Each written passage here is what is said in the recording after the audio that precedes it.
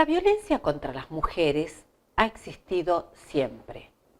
No es un fenómeno nuevo y es consecuencia de la relación asimétrica de poder entre hombres y mujeres, consecuencia de un modelo de dominación masculina al que llamamos patriarcado y que también ha existido siempre. Pero esa violencia estaba oculta, invisibilizada, porque ocurría dentro de las cuatro paredes de un hogar. Se consideraba que únicamente le atañía a las personas que vivían en ese hogar, que no tenía por qué tener trascendencia, que nadie tenía por qué entrometerse, menos aún el Estado, a quien le debía ser ajeno este fenómeno. Por eso es que en un principio se habla de violencia doméstica, porque la misma palabra nos remite a domus, que eran una especie de casas en el que vivían los romanos. Por la fuerte influencia del derecho romano en el derecho argentino, se comienza a hablar con esta terminología. Recién a fines del siglo XX comienzan a aparecer los primeros instrumentos internacionales en los que se pone de relevancia este fenómeno de la violencia y se comienza a hablar no solamente de la violencia física y no solamente de la violencia doméstica. Asimismo, se comienza a poner de resalto que el Estado debe intervenir para frenar esta problemática. Así tenemos la Convención sobre Eliminación de todas formas de discriminación contra la mujer, CEDAW por sus siglas en inglés, que es la Carta Magna de las mujeres. Respecto a la misma, vamos a tener un módulo especial. Esta convención fue sancionada en el año 1991 y el Comité de Expertos en el año 1992 dicta la recomendación número 19 que incluye el siguiente concepto: violencia contra la mujer que menoscaba o anula el goce de sus derechos humanos y sus libertades fundamentales constituye discriminación. A nivel regional, en 1994 se sanciona la Convención Interamericana para prevenir, sancionar y erradicar la violencia contra la mujer, conocida como Belén do Pará. También sobre la misma vamos a tener un módulo especial. Estos dos tratados internacionales que tienen rango constitucional son el antecedente inmediato de nuestra ley nacional, la 26485, de protección integral para prevenir, sancionar y erradicar la violencia contra las mujeres en todos los ámbitos en que se desarrollan sus relaciones interpersonales. Una particularidad de esta ley es que aborda la violencia de género de una manera integral y transversal, siguiendo el lineamiento de la Convención de Belén do Pará. ¿Por qué decimos integral? En el sentido de que ya desde el mismo título se establece que la normativa indica que no solamente se tiene que actuar cuando los hechos de violencia ya han ocurrido, sino que es menester prevenir.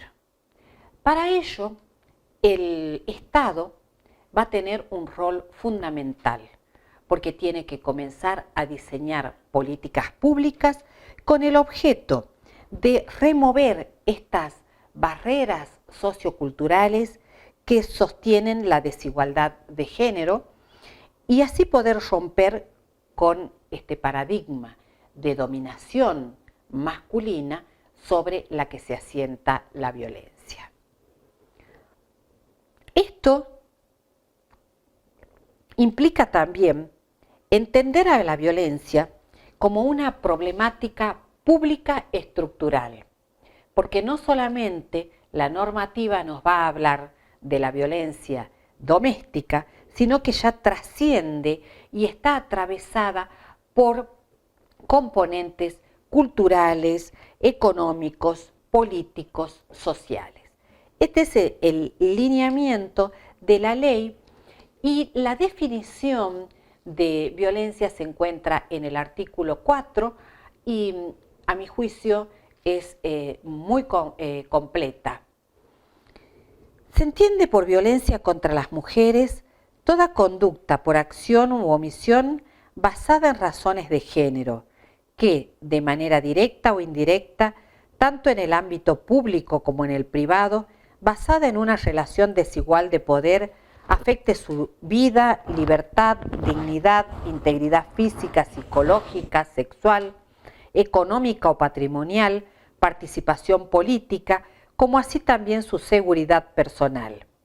Quedan comprendidas las perpetradas desde el Estado o por sus agentes.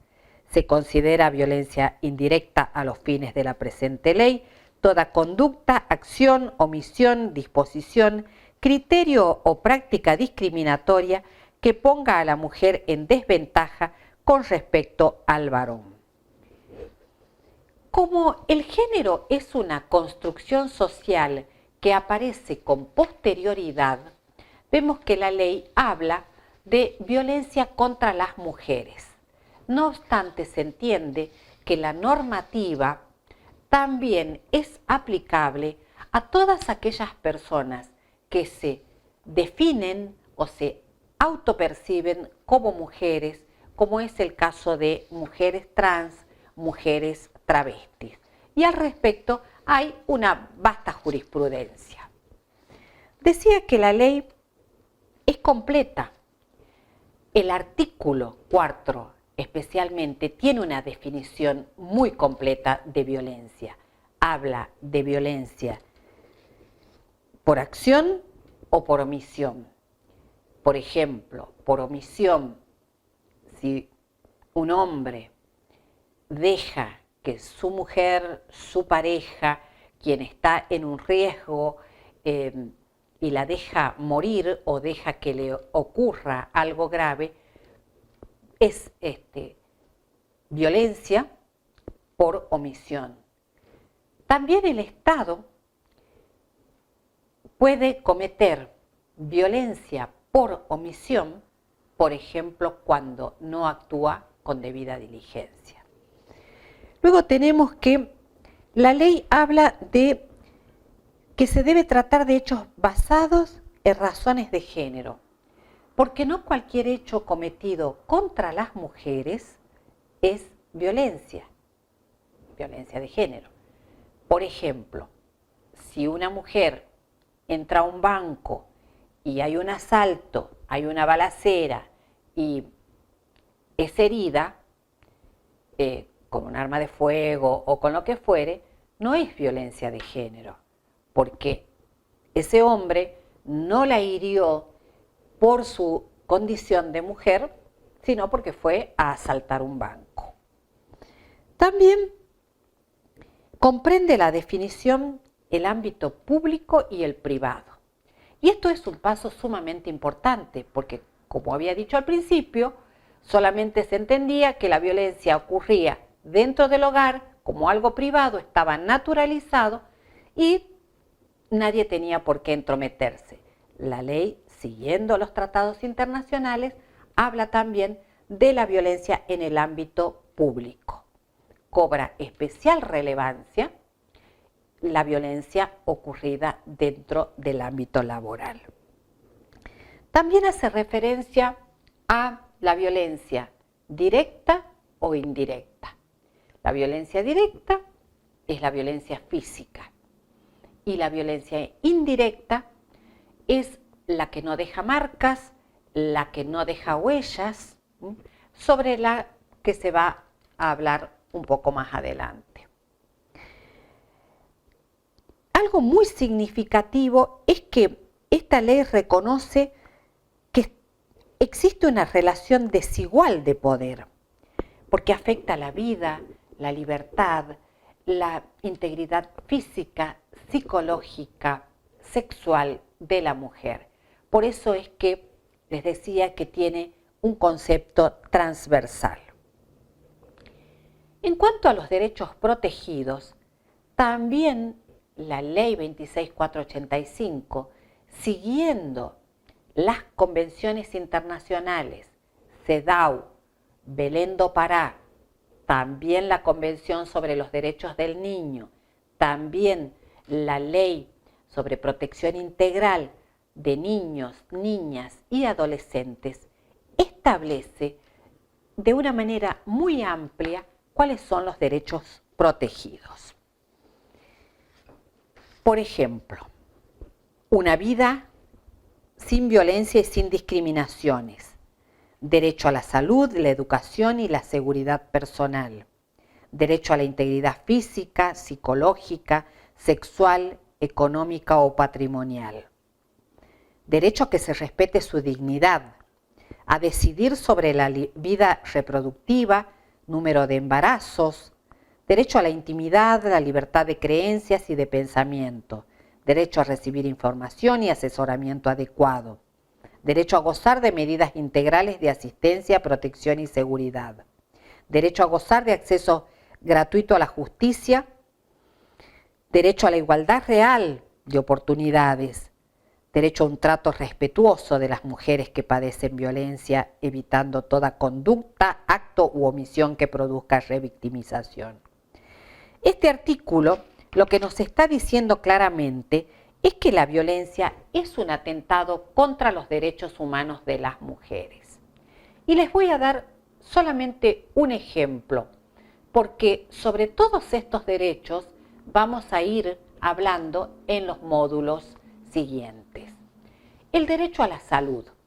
La Organización Mundial de la Salud considera que la violencia, especialmente cometida por la pareja de la mujer, y la violencia sexual es un problema de salud pública.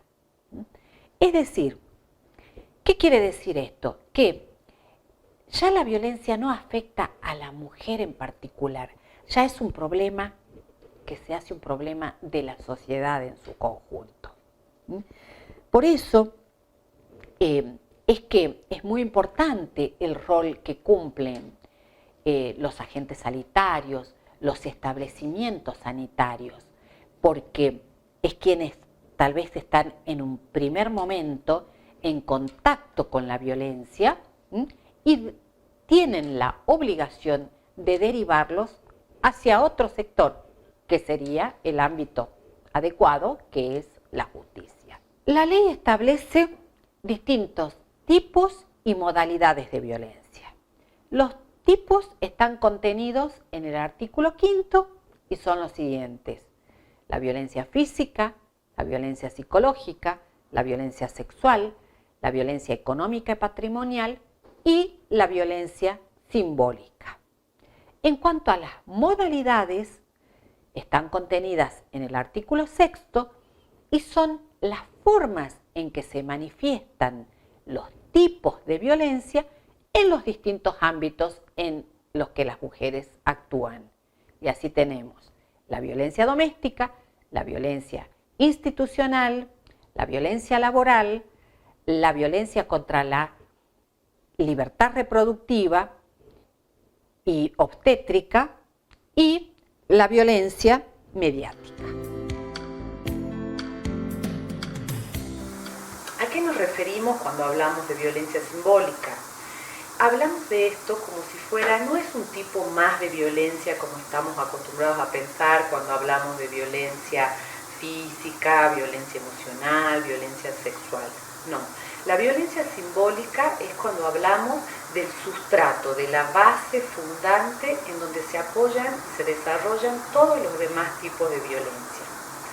A mí siempre me gusta pensar en una imagen gráfica como es el iceberg, ¿no? En donde debajo del agua, por ejemplo, tenemos esa base en donde sería nuestra idea de violencia simbólica, y por encima del agua, en la punta del iceberg, se desarrollan todos los demás tipos de violencia que conocemos, que son más visibles a nuestros ojos.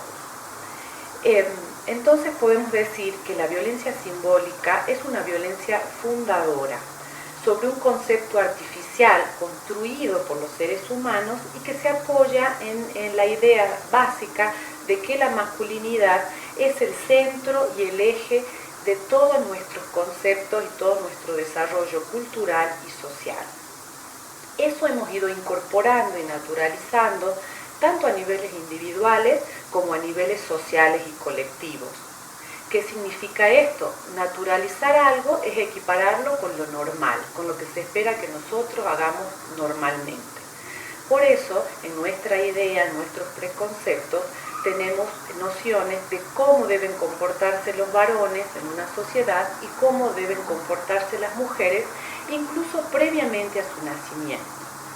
Típicamente, desde que se arma el ajuar de un bebé, podemos decir que estamos construyendo su identidad de género y sabemos que hay ciertos colores para niños, ciertos colores para niñas, ciertos juguetes para niños y para niñas. Pero todas estas ideas son construcciones sociales, no es que vienen definidas por el sexo de las personas. Entonces, esto que tenemos tan arraigado desde lo inconsciente hace que nuestra violencia simbólica tenga tres características fundamentales: que sea amortiguadora, invisible e insensible. Esto fundamentalmente hace que mientras más sutil sea el ejercicio de la violencia simbólica, más efectiva será para su sociedad y para todos los habitantes. Entonces sostienen una estructura jerárquica en donde la masculinidad es el centro de todos nuestros conceptos. Básicamente, en todo lo que conocemos como patriarcado, es lo que funda esta violencia simbólica. Y se transmite y se replica por básicamente los medios de comunicación, que son los que amplifican todo tipo de violencia, pero también por toda la modalidad de la ciencia y los conocimientos que nosotros como comunidad vamos aprendiendo en el día a día. De esto hablamos cuando hablamos de violencia simbólica.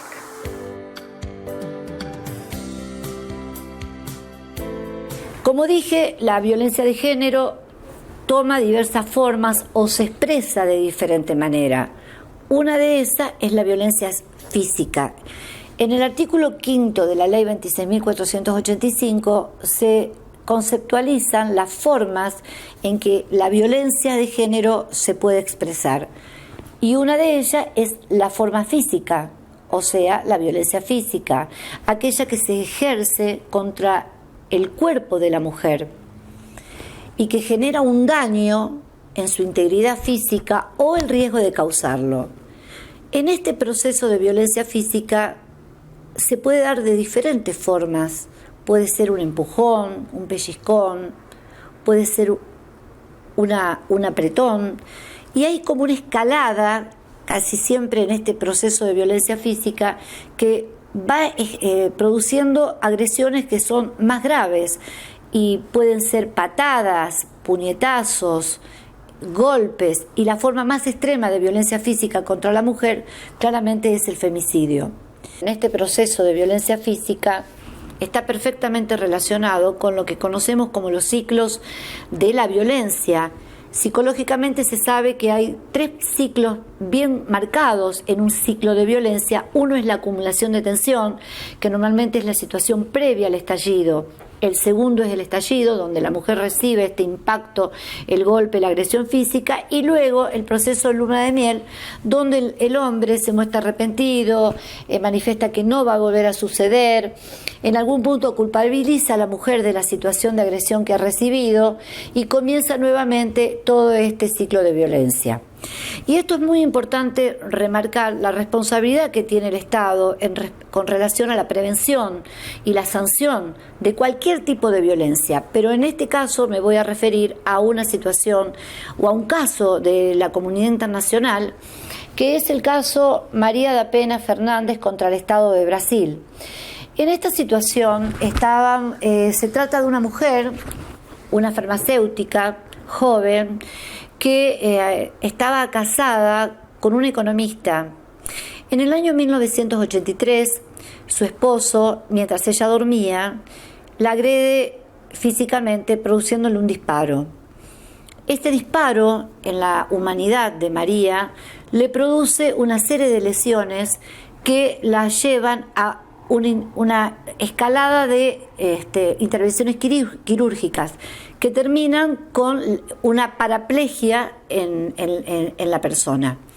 A raíz de esto, producida esta situación y por el temor que esta mujer tenía por la escalada de violencia que había sufrido tanto ella como sus hijas, producida el alta, vuelve a su casa, pero decide no denunciar. Al cabo de 2 meses de sucedida esta situación, cuando ella está recuperándose, el marido intenta una segunda intento de homicidio y mientras ella se bañaba intentó electrocutarla. Ante esta situación, María esta vez decide divorciarse y decide denunciar. Y comienza todo un derrotero acerca de lo que pasa judicialmente con este caso. Ella, luego de producida la denuncia, descubre que su marido era bígamo, que tenía otra familia en Colombia, que tenía antecedentes delictivos. Bueno, produce la denuncia y el hecho fue en el año 1983. María tuvo que esperar 10 años para obtener la primera sentencia condenatoria con respecto a Viveiros, que era su esposo, y obtuvo una sentencia de 15 años. A posteriori de esto, la defensa de Viveiros produce una serie de recursos, llega hasta las instancias superiores del tribunal, era en el estado de Fortaleza, y se produce la anulación del juicio por un defecto procesal. El juicio reanuda nuevamente y desde el año 83 María pasa al año 91, donde nuevamente se comienza este proceso que va a terminar con una sentencia condenatoria de 10 años. Durante todo ese periodo, ella estuvo privada de la asistencia económica de parte de su ex esposo para con ella y para con sus hijas.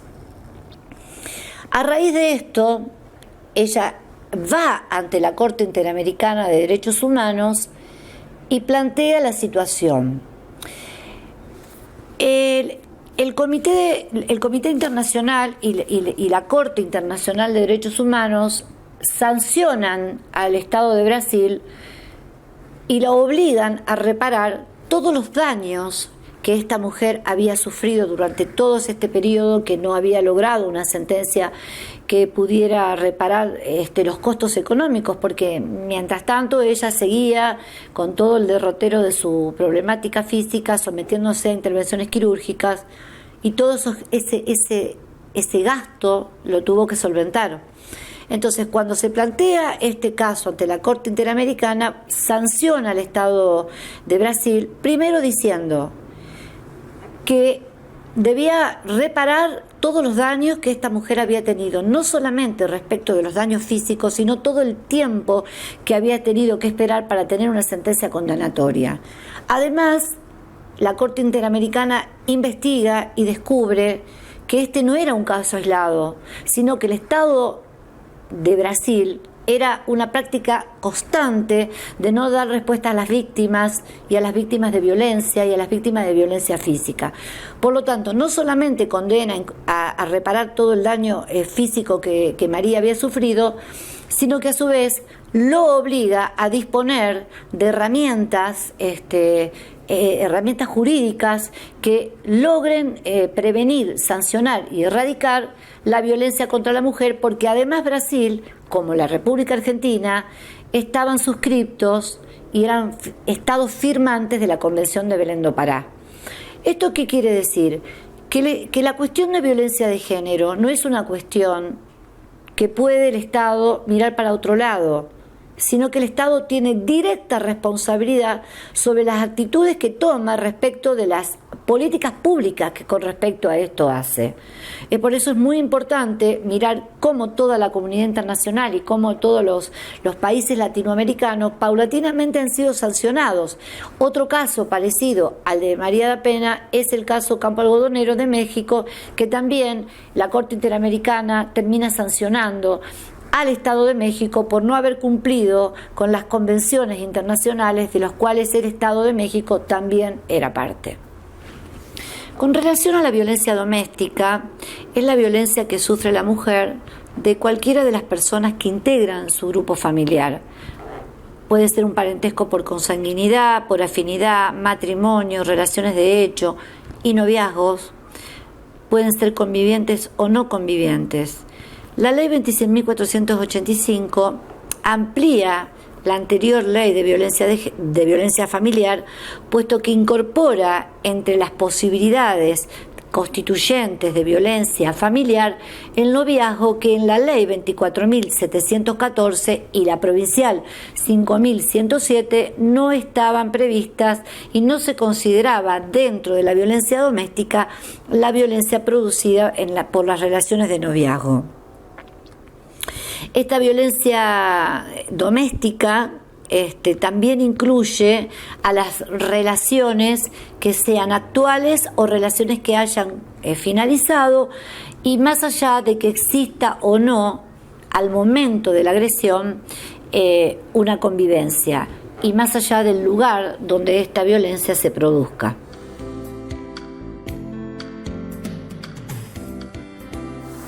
La violencia psicológica es la que causa daño emocional y disminución de la autoestima o perjudica y perturba el pleno desarrollo personal, o que busca degradar o controlar las acciones, comportamientos, creencias y decisiones mediante amenazas, acoso, hostigamiento, restricción, humillación, deshonra, descrédito, manipulación o aislamiento. Es decir, acá lo que estamos hablando es de una violencia mucho menos explorada y probablemente menos estudiada, porque los indicadores de la violencia emocional son invisibles generalmente, son imperceptibles, no tienen marcas como nos deja la violencia sexual o la violencia física. Entonces, probablemente esta violencia sea la más sufrida por las mujeres y también produce daños muy severos, aunque estos no sean tan perceptibles. De allí la importancia que todos los operadores judiciales, psicólogos, abogados, trabajadores sociales que trabajen con víctimas de violencia deben estar muy capacitados y preparados para poder detectar qué decimos cuando hablamos de violencia psicológica. Para la víctima, por supuesto que esto provoca un degradamiento básicamente de su autoestima y luego de su desarrollo de proyecto de vida, ¿no? En unos primeros momentos quizás esto es sentido como algo que de una persona de la cual debo recibir afecto, al mismo tiempo recibo humillaciones o degradaciones o insultos. Entonces la víctima tiene una ambivalencia hacia esa persona con la cual convive y siente que va siendo degradada y se empieza como a negar a sí misma estos indicadores. Este es uno de los principales problemas para que las personas que sufren violencia psicológica puedan buscar ayuda o realizar una denuncia. Después viene la minimización de las consecuencias, porque las secuelas a nivel psicológico empiezan cada vez a minar más la personalidad. Generalmente ocurren perturbaciones en el sueño, en la alimentación, en el estado de ánimo, irritabilidad. Puede ocurrir ausencias laborales continuas y permanentes y la persona no encuentra a qué se debe su malestar, llegando a grados más severos como pueden llegar a ser la depresión o la sensación de aislamiento continuo. El deterioro progresivo que sucede, llegamos a denominarlo como el síndrome de la mujer maltratada. Y ataca tres aspectos básicos de la personalidad y que son muy importantes que tengamos en cuenta. Por un lado, toda la parte social, como la familia, el ámbito de trabajo de la persona. Como segundo punto, las conexiones de identidad del pasado, ¿no? La persona empieza a desprenderse de sus recuerdos, a tratar de no mantener contacto con amistades o familiares que tuvo en otros momentos, como por ejemplo compañeros de la universidad o compañeros de escuela, y luego es un ataque hacia la identidad actual. ¿Qué significa esto? La persona, el agresor, empieza a criticar su desempeño laboral, cómo se desempeña como madre, los vínculos que pueda tener como amigas, las tareas que realiza inclusive, siempre remarcando los defectos, las dificultades. La víctima vivirá todo esto en un estado de ansiedad y temor que se va acrecentando cada día más, como ya lo mencionamos, y que acaba con su proyecto vital. Muchas veces deprimidas y muchas veces en los extremos pueden provocar el aislamiento total de la víctima por parte del agresor, aislándola de todo otro tipo de vínculo que pueda permitirle un acercamiento a canales o redes de ayuda. Esta persona, cada día que se aísla más, empieza a tener en distintas áreas de su vida consecuencias. No solo a niveles psicológicos pueden ser las consecuencias, sino también a niveles físicos y relacionales y vinculares. Como ya mencionamos, todas las características psicológicas que puedan suceder a niveles físicos pueden provocar los trastornos del sueño, trastornos de la alimentación, trastornos hormonales, llegando incluso en muchos casos, como lo máximo de consecuencia, a provocarle la muerte por suicidio o por algún tipo de acción que pueda realizar atentando contra su seguridad.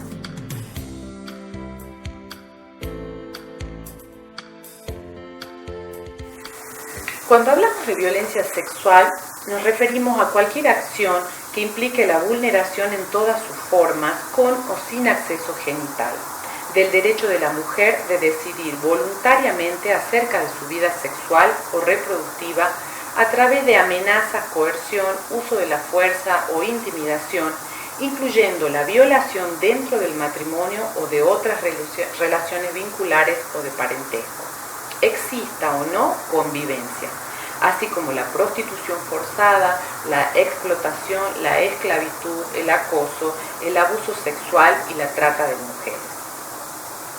Por supuesto que todas estas acciones lo que llevan es a vulnerar los derechos de la mujer a decidir sobre su voluntad sexual o reproductiva, como ya mencionamos. Esto nos indica que la víctima puede ser cualquier mujer, cualquier niña, en cualquier edad de su vida. De hecho, la Organización Mundial de la Salud dice que el 100% de las mujeres a lo largo de nuestra vida y en cualquier momento vamos a ser víctimas o hemos sido de alguno de estos tipos de violencia sexual. Respecto a los agresores, no hay un perfil psicológico determinado al que podamos indicar o atribuir a los agresores sexuales. Es por eso que en los ámbitos en donde más daño sexual se provoca a las víctimas son en los ámbitos que consideramos seguros, entre comillas, como son la familia, las instituciones escolares, escuelas o universidades y el ámbito laboral. Porque recordemos que hemos hablado también que son formas de acoso, también es una manera de violencia sexual.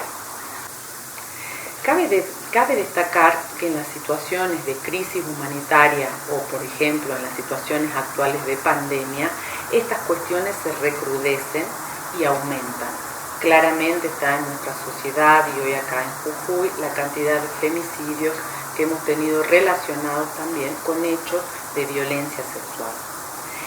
Esto viene provocado por factores de riesgo, tanto de la víctima como del agresor, que pueden estar a niveles individuales, relacionales, comunitarios o sociales, ¿no? Por ejemplo, para dar un ejemplo de cada uno de ellos, en las víctimas, ¿cuál sería un factor de riesgo individual? Que esa persona desde muy temprana edad, por ejemplo, haya tenido que trabajar o no haya podido estar en su núcleo familiar de protección. Ese sería un indicador de riesgo. A niveles relacionales, que tenga, por ejemplo, una relación vincular con una persona en la cual ella sea totalmente dependiente económicamente. Otro riesgo comunitario puede ser esto que hemos referido cuando hablamos de violencia simbólica, las cuestiones que tenemos incorporadas como los hombres superiores a las mujeres. y una cuestión social al ámbito de pertenencia en el cual nosotros nos desarrollamos y que no haya redes de contención relacionadas. ¿Qué decimos cuando hablamos de factores de riesgo en los victimarios? Por ejemplo, el consumo de alcohol o droga. A niveles relacionales, una persona que se haya criado en una familia o que haya sufrido abuso sexual, por ejemplo. Otro riesgo comunitario también puede ser pertenecer a pandillas, un riesgo social de una persona, un agresor sexual, puede ser esta idea de que las mujeres están en inferiores condiciones.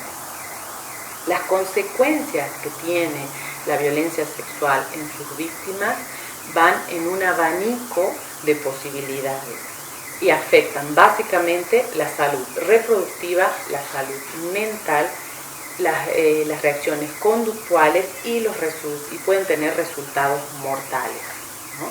Entonces, en cada una de estas escalas podemos hablar de diferentes tipos de problemáticas. A nivel reproductivo, el contagio de enfermedades de transmisión sexual, embarazos no deseados, posteriormente no poder concebir hijos. A nivel de la salud mental, puede ir desde la depresión a los ataques de pánico, todo a causa del estrés postraumático, que significa siempre una cuestión de abuso sexual. A niveles conductuales, una persona que no pueda tener relaciones con otros hombres o muchas veces que promiscuidad en sus vínculos. Y como resultados mortales sabemos que hay muchísimos intentos de suicidio o autoagresiones o ingesta de sustancias como la droga o el alcohol. En relación a la violencia patrimonial, que está prevista también en el artículo 5 de la Ley 26.485, en su artículo 4, es aquella que se dirige a ocasionar un menoscabo en todos los recursos patrimoniales de la mujer, que le impiden tener una vida digna. ¿Y cómo se articula esto? Perturbando la posesión o tenencia de bienes, pérdida, sustracción o destrucción de objetos o instrumentos que son de su propiedad, la limitación en los recursos económicos destinados a satisfacer sus necesidades. Acá es importante marcar que cuando hablamos de este inciso, la limitación de los recursos económicos destinados a satisfacer sus necesidades o privación de los medios indispensables para vivir una vida digna, esto está directamente vinculado con la cuestión del no pago de alimentos. El no pago de alimentos constituye violencia económica y está directamente vinculado a los delitos de inasistencia alimentaria, previsto en la Ley 13.944, y el delito de inasistencia familiar fraudulenta. La Ley 13.944 tiene una pena de prisión de 1 mes a 2 años a los padres que aún sin mediar sentencia civil se sustrajeren de prestar los medios indispensables para la subsistencia de sus hijos.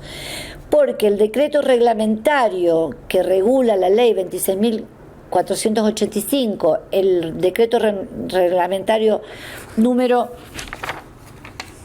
1011/2010, dice que en los casos en que las mujeres víctimas de violencia tengan hijos y vivan con ellas, las necesidades de los niños se consideran comprendidas dentro de los medios indispensables para que las mujeres tengan una vida digna.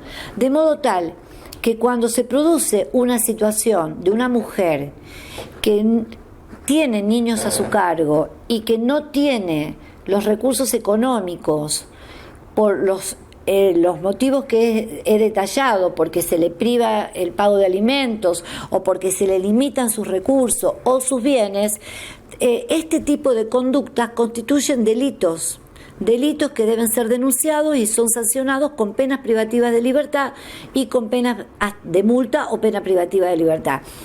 hay situaciones que son más gravosas, como el incumplimiento de la asistencia familiar fraudulenta, es decir, cuando el hombre se pone en esa situación para no solventar los gastos del pago de alimentos en forma fraudulenta, por ejemplo, mintiendo con respecto a una relación laboral o renunciando a su trabajo, o sea, se constituye o se pone en ese lugar para no cumplir con su obligación alimentaria. En el otro caso, en el que no sea fraudulenta, de todas maneras también está sancionado, de todas maneras también constituye un delito y también debe ser denunciado en caso de que así sucediera. Máxime que ahora existe un registro de deudores alimentarios que tiene incidencia directa con respecto a otra serie de conductas que pueden estar en la vida de un hombre. Por ejemplo, cuestiones de antecedente, toma de trabajo, es decir, hay una serie de consecuencias que ingresar a este registro de deudores alimentarios acarrea en el hombre. Por eso también hay que saber que el tema de la violencia económica acarrea sanciones no solo en el ámbito civil, sino también en el ámbito penal. La Ley 26.485 define a la violencia institucional contra la mujer como todo aquel acto u omisión por parte de los profesionales y las profesionales, agentes o personal del Estado que de algún modo obstaculicen o impidan el acceso a las mujeres y el goce de sus derechos. Esto también aplica a los partidos políticos, instituciones barriales, empresariales y cualquier institución civil. Hablamos de los agresores, pero pocas veces se asocia al Estado como el agresor hacia las mujeres. La violencia institucional ha sido siempre la menos visible, la menos expuesta y la más vulnerada de los derechos de las mujeres. La mejor forma de luchar es informarnos y conocer sobre nuestros derechos. ¿Cuándo afirmamos que una mujer está siendo víctima de violencia institucional? Podemos decir que la revictimización es una de esas cuestiones. Cuando hablamos de revictimización es que la mujer ha sido agredida en alguna institución pública, vulnerada en sus derechos, cuando se la somete a interrogatorios reiterados, cuando se realizan preguntas que no tienen que ver con la causa que ella está demandando, cuando se la somete al juicio de muchos profesionales que la obligan a repetir en reiteradas oportunidades una serie de sucesos que ha vivido, cuando es objeto de exámenes médicos repetidos, superfluos, que la exponen, que vulneran su intimidad. Esto puede ocurrir tanto en instituciones judiciales, en instituciones de detención y también en algunos casos en el sistema de salud. En situaciones concretas que involucran también aislamiento, hostigamiento, agresiones físicas y sexuales por parte de funcionarios públicos, en una situación que la mujer se encuentra impedida y que no goza, digamos, de la autonomía y la libertad para decidir. También es violencia institucional cuando las autoridades estatales, entre ellas la policía, no protege plenamente a las víctimas de violencia. Cuando no se cumplen las medidas cautelares de protección, cuando no se realiza seguimiento en situaciones de riesgo, eso también se considera un acto de violencia institucional.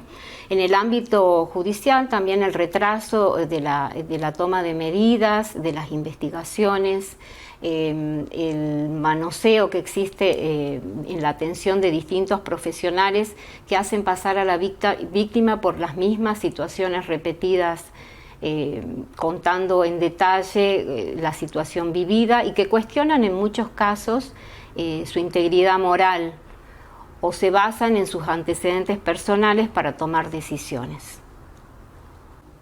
Un capítulo aparte es la violencia institucional en el sistema carcelario. Nos encontramos con un sistema penal patriarcal, hecho por hombres y para los hombres. La Convención de Belém do Pará pone particular énfasis en la situación de vulnerabilidad en la que se encuentran las mujeres en situación de detención. Todavía perduran un sistema donde las requisas son vejatorias, donde se aplican sanciones disciplinarias que pueden ser físicas, sexuales o de aislamiento en algunos casos. Las estructuras carcelarias no cuentan con la infraestructura necesaria para alojar a las reclusas, e inclusive hay una sobrepoblación de mujeres. Las mujeres que tienen hijos menores de 5 años que viven con ellas en este sistema carcelario no cuentan con los recursos necesarios para sostenerlos adentro del penal, ni poseen la intimidad para una crianza adecuada de los niños. Como así también el sistema sociosanitario es deficiente. Otro tema muy importante en el sistema carcelario es que las mujeres, no existe una política de cuidado, de prevención de la salud integral de la mujer y tampoco de tratamiento.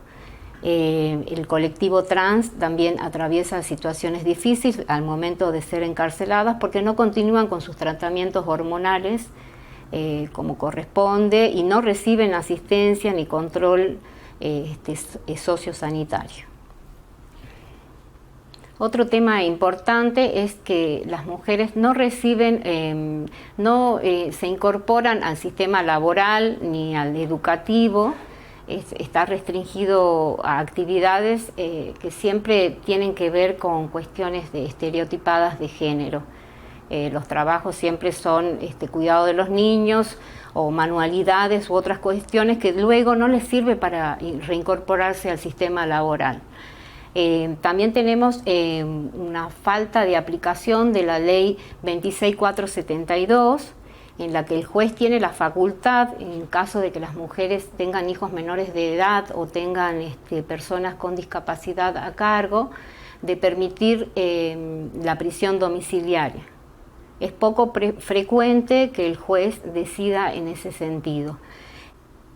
Finalmente, quería decir que en muchas instituciones carcelarias las mujeres no acceden a las visitas conyugales ni tienen las condiciones para tenerlas. En tanto, en las cárceles de hombres sí existe esta posibilidad, están permitidas las visitas conyugales y cuentan con la infraestructura necesaria para hacerlo. Es aquella que discrimina a las mujeres en los ámbitos de trabajo públicos o privados y que obstaculiza su acceso al empleo, a la contratación, el ascenso, su estabilidad o permanencia laboral, exigiendo requisitos sobre su estado civil, su maternidad, la edad, incluso la apariencia física, hasta la realización de un test de embarazo. Constituye también violencia contra las mujeres en el ámbito laboral el quebrantar el derecho de igual remuneración por igual tarea o función. Como toda la violencia de género, las mujeres son las más afectadas que los varones. Es menos denunciada. ¿Por qué? Por temor a perder el trabajo o sufrir represalias que afecten directamente su trabajo o su fuente de ingresos. Esto sumado a la vergüenza que sienten aquellas personas que la padecen. Por eso no denuncian. Contribuye esto ¿a qué? A su invisibilidad y a su naturalización. Es ejercido por quienes poseen un cargo superior, jefe, supervisor o encargado. También puede ser ejercida por los mismos compañeros de trabajo, quienes comparten un mismo rango de tareas, las mismas responsabilidades. Busca excluir, busca perjudicar. Puede manifestarse a través del acoso laboral, agresiones físicas, malos tratos psicológicos, como burlas, humillaciones, sarcasmos. La víctima puede ser objeto de discriminación debido a su cultura, a la religión que profesa, a su color de piel. Implica la violación de una serie de derechos laborales, derechos humanos fundamentales que afectan la integridad de las personas. Entre los tipos de violencia laboral tenemos agresión física, son todas aquellas conductas que están destinadas a producir de manera directa o indirecta y generar un daño físico. El acoso sexual son todas las acciones destinadas a perjudicar a la vulnerabilidad de la víctima. Incluye todo contacto innecesario, sarcasmos, observaciones que no son bienvenidas por la víctima. Estas nos están más que mostrando también y son un gran indicador de la cuestión patriarcal. Su presencia muestra a la vez y nos estaría demostrando el poder masculino por sobre las mujeres.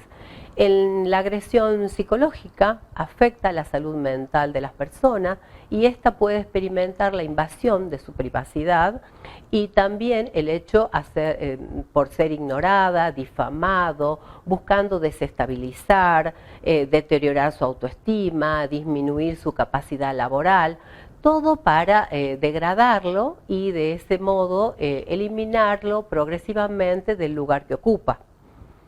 En junio de 2019, la Organización Internacional del Trabajo adoptó el Convenio sobre la Violencia y el Acoso en sus números 190 y la recomendación que lo suplementa, la 206. Son las primeras normas internacionales que proporcionan un marco común para prevenir, remediar y eliminar la violencia y el acoso en el mundo del trabajo, incluido, no es menos importante, la violencia y el acoso por razones de género.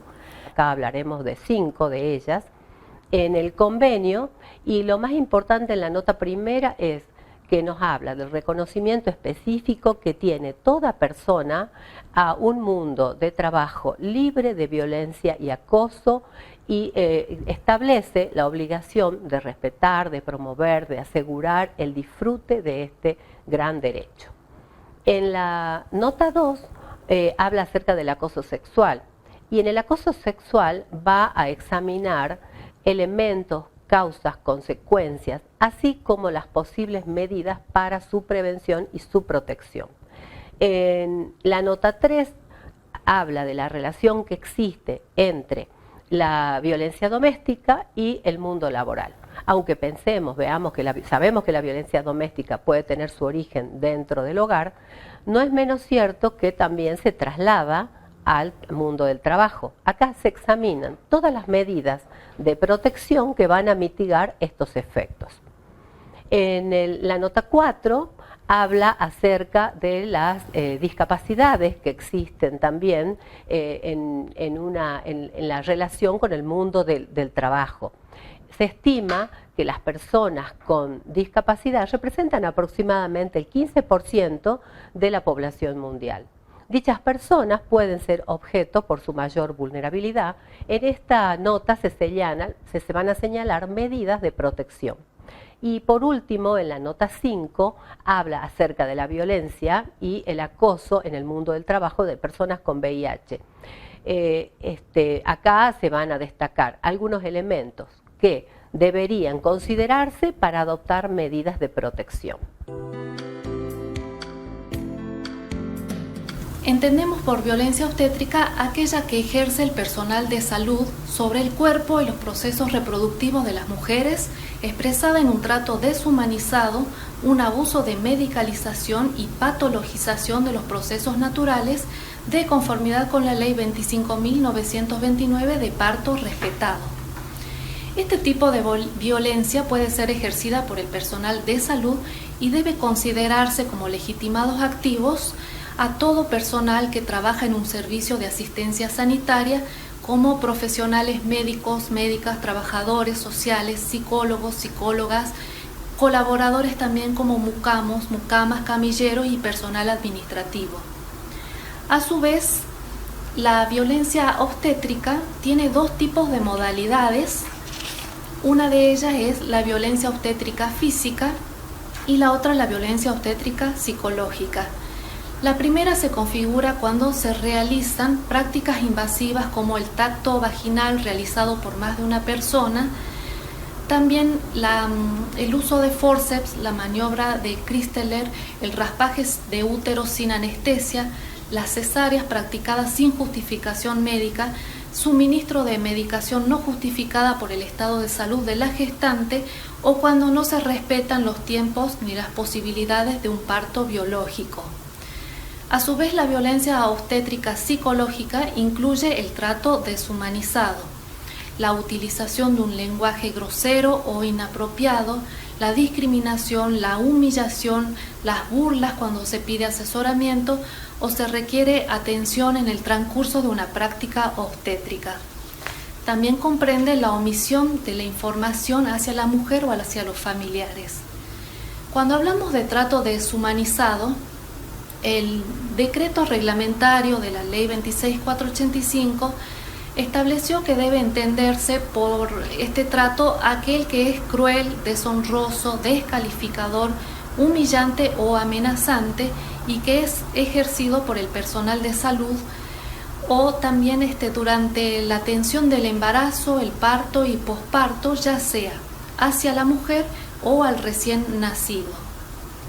Acertadamente, el decreto incluyó también dentro de este concepto a la deficiente atención médica brindada a aquella mujer que recurre a una institución hospitalaria requiriendo atención médica luego de haber sufrido un aborto, sin distinguir entre aquellos procesos naturales o provocados sean punibles o no.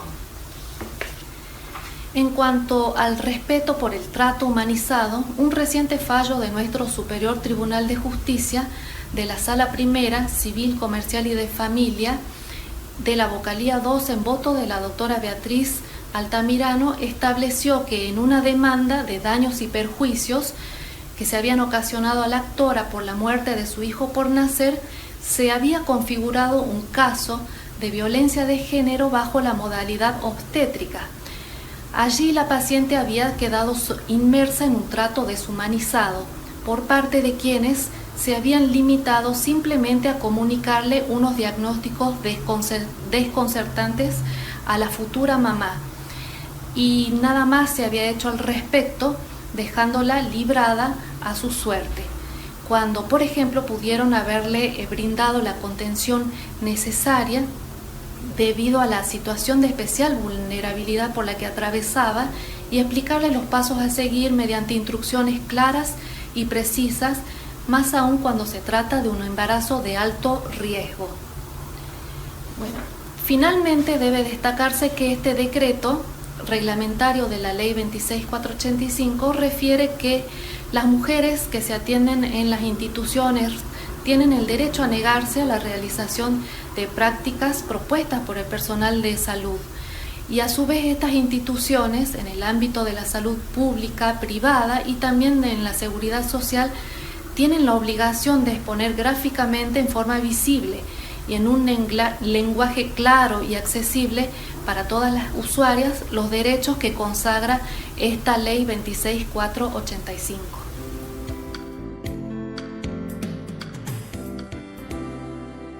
La Ley 26.485 de protección integral hacia las mujeres, en su artículo 6, inciso D, establece que la violencia contra la libertad reproductiva vulnera el derecho de las mujeres a decidir libremente el número de embarazos o el intervalo entre los nacimientos, todo ello de conformidad a la Ley de Creación de Programa Nacional de Salud Sexual y Reproductiva. A su vez, el decreto reglamentario de esta ley, el número 1011/10, señala que configura violencia contra la libertad reproductiva toda acción u omisión proveniente de personal de instituciones públicas como privadas o de cualquier particular como los cónyuges, los concubinos, los convivientes, los padres u otros parientes, así como también los empleadores y empleadoras, entre otros, que vulnere justamente este derecho de las mujeres a decidir libre y responsablemente si desea o no tener hijos, el número de embarazos o el intervalo entre los nacimientos. Específicamente incurren en violencia contra la libertad reproductiva los y las profesionales de salud que no brindan el asesoramiento necesario o la provisión de todos los medios anticonceptivos, como así también los y las que se niegan a realizar prácticas médicas lícitas atinentes a la salud reproductiva. Para ejemplificar una forma de violencia contra la libertad reproductiva, está dada por la esterilización forzada a la mujer o esterilización sin haberle brindado la información necesaria. Así, el 30 de noviembre de 2016, la Corte Interamericana de Derechos Humanos resolvió un caso de suma importancia para los derechos humanos de las mujeres. El fallo es IB versus Bolivia. Se trata del caso de una mujer boliviana que fue sometida en un hospital público a un procedimiento quirúrgico de ligadura de trompas. Ello había sido así sin contar con el consentimiento informado de esta mujer y por lo tanto sufrió una esterilización no consentida, con lo cual perdió su función reproductiva permanente. Allí la Corte señaló que estaban violados los derechos a la integridad personal y también a la información, y en base a ese derecho a la integridad personal estableció también que se había violado el derecho a la salud materna de las mujeres, donde el Estado boliviano debía garantizar este derecho a todas las mujeres en condiciones de igualdad. Otra forma de violencia contra la libertad reproductiva se da cuando se niega el acceso a las técnicas de fecundación asistida que permiten acceder a la maternidad en caso que existan problemas en la salud reproductiva de la mujer. Es decir, el Estado, en este caso, también debe garantizar la posibilidad de concebir. Para este tema resulta interesante un fallo de la Cámara Nacional Federal Civil y Comercial Sala Tercera, con el voto en disidencia de la jueza doctora Graciela Medina. Allí la magistrada sostuvo que la empresa de medicina prepaga contratada por los actores debía cubrir la totalidad del tratamiento de fertilización asistida. Alegó que también se debía garantizar el derecho a concebir cuando ello no es naturalmente posible y que la negativa a cubrir esta técnica de fecundación artificial en una pareja estéril era una decisión que atenta contra el derecho a la vida familiar según el alcance señalado por la observación número 16 del Comité de Derechos Humanos de las Naciones Unidas. Cuando definimos a la violencia mediática, nos referimos a aquellas publicaciones o difusión de mensajes estereotipados que a través de cualquier medio de comunicación, ya sea televisión, radio, diarios digitales, afectan de manera directa o indirecta promoviendo la explotación de las mujeres, difamándolas, deshonrándolas, injuriándolas, humillándolas y atentando contra su dignidad. En esta definición también agregamos todas aquellas imágenes pornográficas, ya sea a niñas, adolescentes, mujeres, que atentan su integridad y legitiman la desigualdad de trato. Ahora bien, si nosotros hablamos de violencia mediática, tenemos que preguntarnos cuál es el papel de la sociedad en la sociedad de los medios de comunicación, ¿no? Entonces, primero comenzamos definiéndolos. ¿Qué son los medios de comunicación? Y bueno, entendemos que los mismos son productores y son distribuidores tanto del conocimiento de la realidad como de significaciones de esa realidad. ¿Qué quiere decir esto? Que en la vida cotidiana nosotros, a medida de que leemos los diarios y vemos la televisión, podemos ver nuestras circunstancias, tanto políticas, económicas, sociales, y hombres y mujeres van tejiendo y van leyendo y aprendiendo cuál es la realidad y cuál es el espacio donde nos toca vivir dentro de la sociedad. Ahora bien, observamos entonces la importancia que tienen los medios de comunicación en todo lo que tiene que ver a la responsabilidad, ¿no? Y a la naturalización, en muchos casos, de la violencia y al refuerzo del modelo patriarcal que justifica esa violencia. Para ejemplificar, les traigo hoy dos ejemplos que tienen que ver con propagandas de artículos de limpieza y dietéticos, donde se puede observar el menosprecio que sufre la mujer, su estética, su sexualidad y hasta la descalificación intelectual, ubicando a la mujer justamente en las tareas hogareñas. ¿Sí? También otro de los ejemplos lo constituye el tratamiento de las noticias, sobre todo la violencia doméstica, donde muchos periodistas suelen preguntarle a las víctimas: ¿y vos qué hiciste para que te pegara? O también hacen hincapié en la ropa que llevaba puesta, o si era de noche iba caminando sola. ¿Sí? Todo esto sin nombrar a periodistas que en sus propios programas ejercen misoginia. Pero también es real que ante esta realidad existen colectivos de periodistas, de comunicadoras sociales, que hoy están tratando de que la perspectiva de género se integre a los medios masivos de comunicación. Tal es el ejemplo de la Red Periodistas Argentinas, que lo que está impulsando es un monitoreo de cómo la perspectiva de género se va incluyendo dentro de los programas televisivos. Ahora bien, ¿y cuál es el papel de la justicia en la violencia mediática? Bueno, les traigo el ejemplo del primer fallo en contra del diario Clarín. En este fallo es un recurso de amparo que presentan unas diputadas, en donde el título del diario Clarín decía: la fábrica de hijos conciben en serie y obtienen un subsidio del Estado.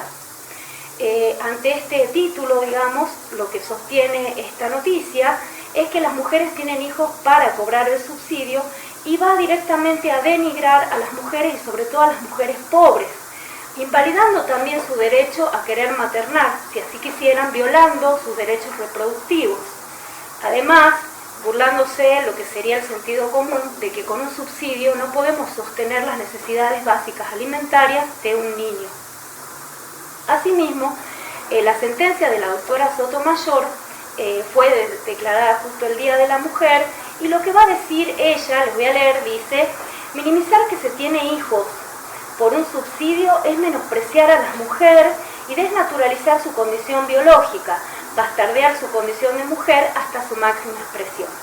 Finalmente, y para terminar, lo que queremos decir es que para poder ejercer el derecho a la comunicación es necesario profesionales, periodistas, comunicadoras y comunicadores sociales que con ética, con responsabilidad social, a fin de construir ciudadanía, y que conozcan la legislación internacional y nacional en todo lo que respecta a los derechos de las mujeres, para justamente terminar la reproducción de patrones socioculturales que reproducen la desigualdad y la violencia hacia las mujeres.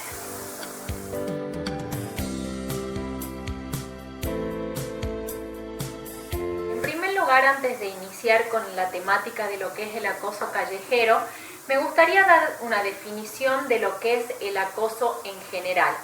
Entendemos por acoso al conjunto de prácticas o comportamientos o amenazas de tales prácticas o comportamientos que se cometen una sola vez o bien de manera repetida y que son susceptibles de causar un daño físico, psicológico, económico, sexual, y que está incluida la violencia o acoso por razones del género, que es este conjunto de prácticas o comportamientos que están destinados a afectar a un determinado grupo de personas por razón de su género.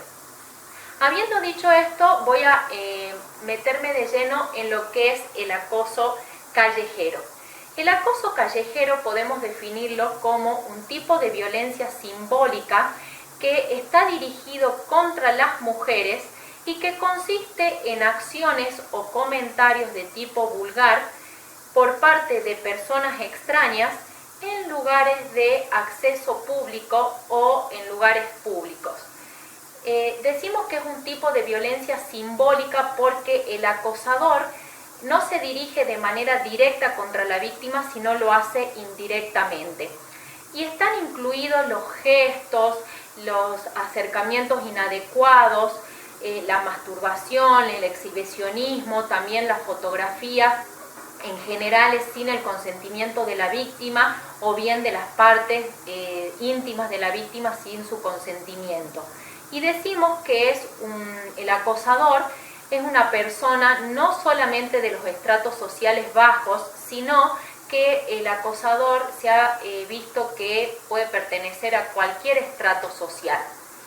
Blanco define el acoso como las interacciones no deseadas o no queridas, dirigidas contra las mujeres motivadas en razón de su género, por parte de personas extrañas y que se producen en lugares públicos o de acceso al público y que hacen que la víctima tenga miedo, se siente intimidada, con vergüenza, ya sea restringiendo su movimiento o bien modificando al mismo. El acoso callejero como modalidad de violencia fue introducido en la Ley Nacional 26485, que es la Ley de Protección Integral para prevenir, sancionar y erradicar la violencia contra las mujeres, por la Ley 7501, que lo define de la siguiente manera en el artículo 6º. dice, violencia contra las mujeres en lugares públicos es aquella que está dirigida contra las mujeres que tienen un contenido, sí, o una connotación sexual que puede ser verbal o no verbal y que está dirigida a cosificar o menospreciar a la mujer, afectando su dignidad, su libertad, su permanencia, su libre circulación, y hacen que se cree un ambiente hostil u ofensivo. Bueno, ahora vamos a pasar a ver lo que es la diferencia entre el halago y el acoso callejero. El halago es la acción o efecto de halagar, es decir, es un acto de reconocimiento que hace una persona hacia otra, generalmente conocida, indistintamente de su género, y en caso de que sea persona desconocida, le tiene que demostrar que lo hace con respeto. El acoso callejero son expresiones tradicionalmente llamadas piropos que por su contenido referido a la sexualidad la transforman en acoso. Va desde silbidos, miradas excesivas del cuerpo, comentarios inadecuados, o bien pueden ser comentarios apropiados pero que hacen que la persona que lo recibe se sienta incómoda o avergonzada. Son comentarios generalmente que hace un hombre hacia una mujer.